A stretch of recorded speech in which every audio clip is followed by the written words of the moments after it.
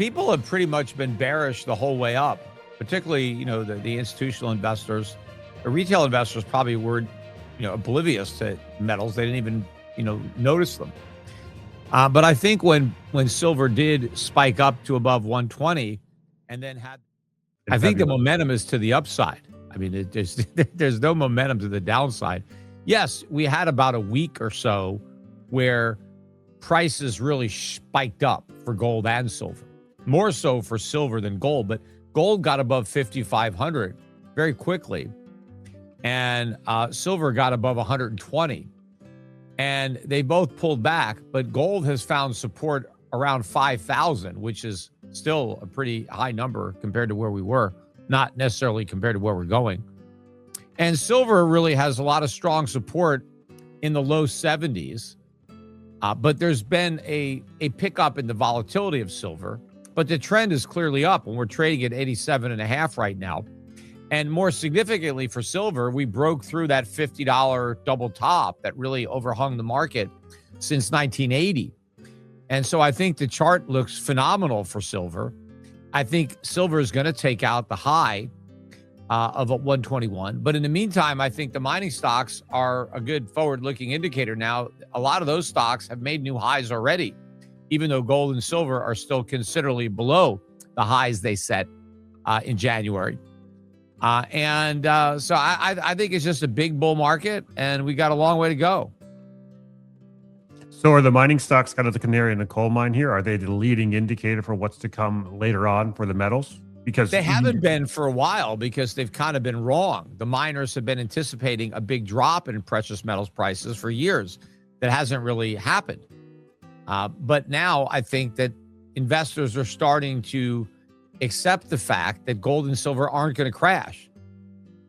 And pretty soon they're going to accept the fact that they're going to keep going up. But just realizing that they're not going to crash is a big step, because that's an acknowledgement of how cheap these mining stocks are.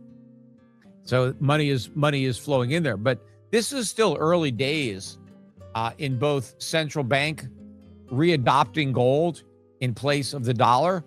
That really started a couple of years ago, where you really started to see a lot of central banks moving into gold. And I think the trend of retail investors and private institutions moving into gold just started probably this year. And that may be why you saw that initial spike earlier in the year, as we saw private investors for the first time in decades allocating something to the precious metals as opposed to allocating nothing. So I think we're still early in these trends, and so prices have a long way to rise. Equity markets tied to resource extraction are often forward-looking indicators. Recently, many gold and silver mining companies have climbed to new highs, even while bullion prices remain below their peak levels. This divergence suggests investors anticipate stronger metal prices ahead. Historically, miners underperformed due to fears of sharp commodity declines that never materialized. Now, sentiment appears to be shifting. Capital is rotating into undervalued producers as confidence builds that precious metals are not heading for collapse. In past cycles, sustained rallies in mining shares have preceded major advances in bullion itself, offering a potential preview of what may follow. Yeah, and well, if you price the S&P in gold, you'll see an even more bearish picture as far as how poorly it's performed over the last 25 years. Yeah, there it is. It's not. Yeah, and so I mean, look at that part. Where does that look like it's going? Yeah, this is on a log scale. So if we just look at it from a linear scale, the big top over here that you see, that's probably 2,000. Yeah, that's 2,000. And we've been on a downside swing here for a few years. Yep. Since 2021. And we're going lower. Well, not just emerging markets, all foreign markets, developed markets. Look at Europe. Look at Asia. Look at all of these developed markets are beating the S&P considerably since Trump was elected. All of last year and so far this year. Like you could look at my foreign dividend paying fund, which is we invest in foreign dividend paying stocks. So pretty much, a lot of basic low vol, high yielding equities. And that strategy and that fund returned 62% last year, and it's already up better than 15% this year, which, last year it was more than triple the S&P. And this time it's like 15x the S&P because the S&P is flat. Here's a chart of emerging markets, the S&P versus emerging markets. And you started to see, so on the long end of things, the trend has been upward. But as of last February, it's been 1, 2, 3. It's been a downward slope since then. Yeah, and it looks to me like the trend is accelerating. Mm-hmm. The candlesticks are getting bigger. It's going to be a bigger drop. And when we break through the support, move the cursor over to that area of support right there to the left. You'll see right in there, the lows in there. Obviously, once we take those lows out, it's going to be a much bigger drop. But that's where it looks like the support for the S&P relative to the emerging markets might come in. But that's still a considerable drop from here just to get that down to those levels. So that means either a big decline in the S&P or a big rally in the emerging markets, or some combination. The broader investment landscape is also evolving. When measured in gold, the S&P 500 has steadily weakened over the past 2 decades, highlighting gold's long-term outperformance.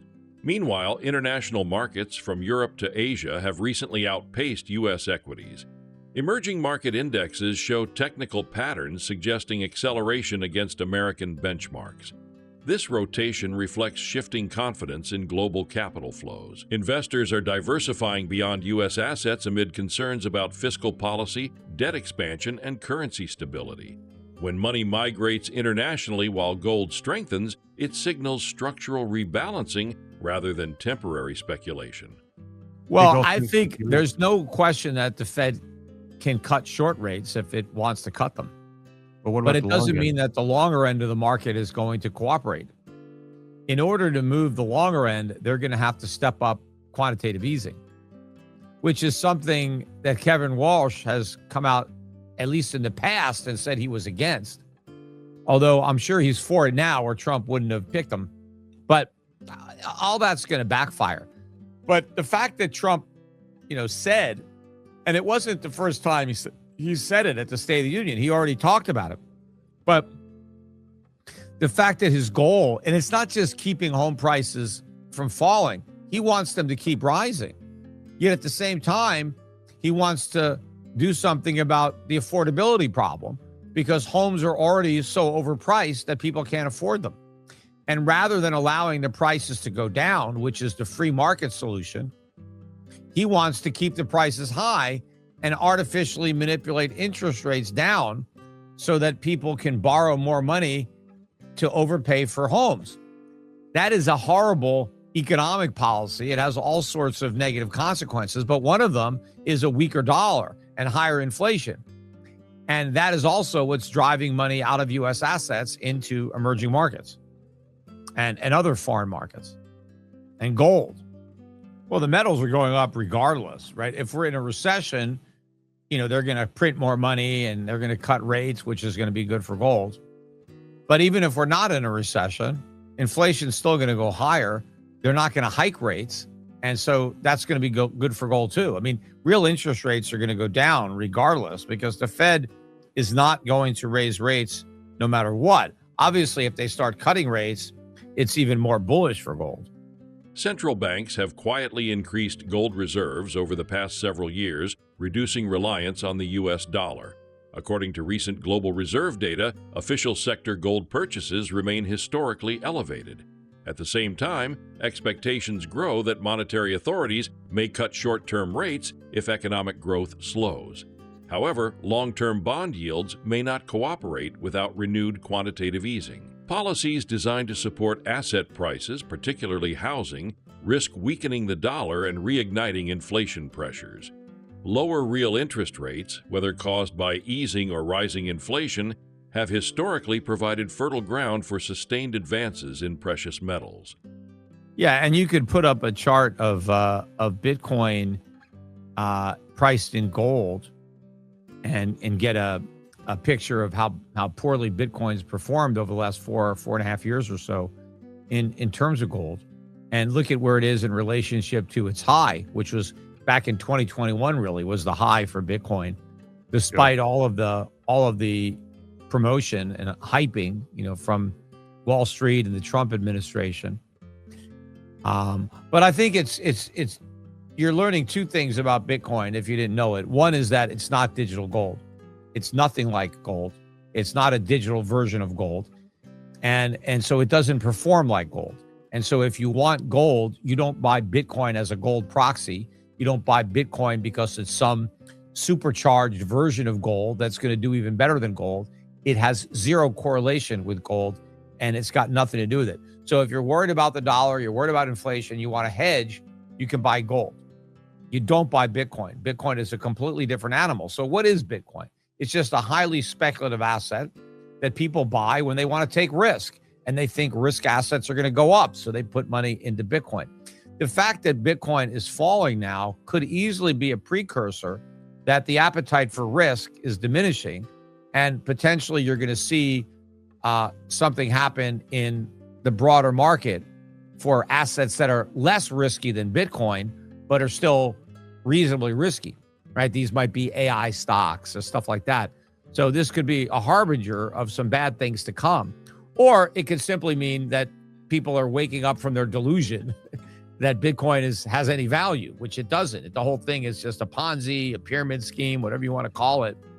But I think, the bottom is about to drop out. The amazing thing to me is that Bitcoin is still above 60,000. So any day now, I think the bottom's going to drop out and it's going to implode.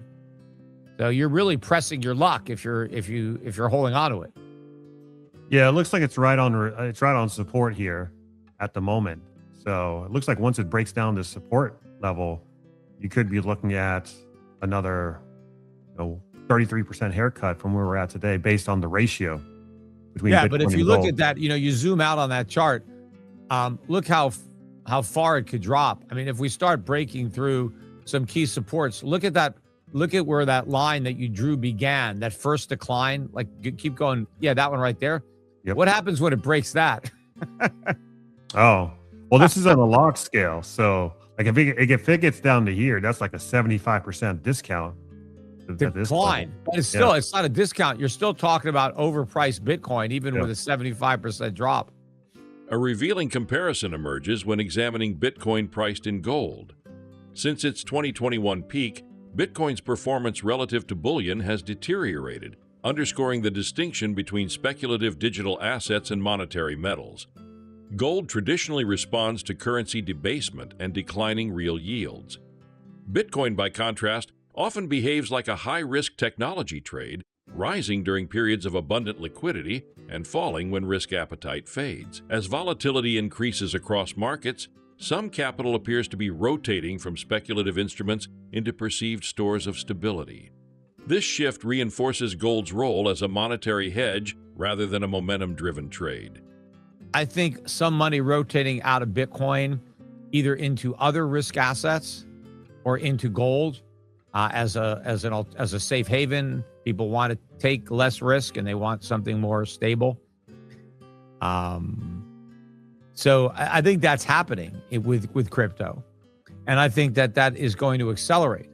I think there's a lot more people who own Bitcoin that need to get out than people who don't own it who want to buy. I mean, I think that most of the buyers are already in. I don't know that they're going to con any more people, or at least not enough new people are going to be coming into Bitcoin to accommodate the money that wants to come out of Bitcoin. People have pretty much been bearish the whole way up, particularly, the institutional investors. Retail investors probably were, oblivious to metals. They didn't even, notice them. But I think when silver did spike up to above 120 and then had that big drop of, basically a third, the media focused on the drop and not the preceding rise. Like, oh, see, it's over. It was a bubble. Look out. It's going to crash. And so I think a lot of people got scared. Either they got scared out of the market or they got scared out of entering the market. And so I think the sentiment turned very quickly, which is kind of what happens in bull markets and what these shakeouts do. And I think now we've got clear sailing to make new highs as, people are more worried about the market going down, and there's more fear in the market than greed. What about the danger of like margin calls and that taking the metals down with it? Well, I mean, margin calls work both ways. I mean, people could be short. But yeah, I mean, I think the underlying trend is up. So I don't think margin related buying is going to end up working against gold. It may increase some volatility, but I think what's going to be a bigger factor is the margin related shorting of gold, and particularly silver. And those practices could end up having a very big impact to the upside in metals prices.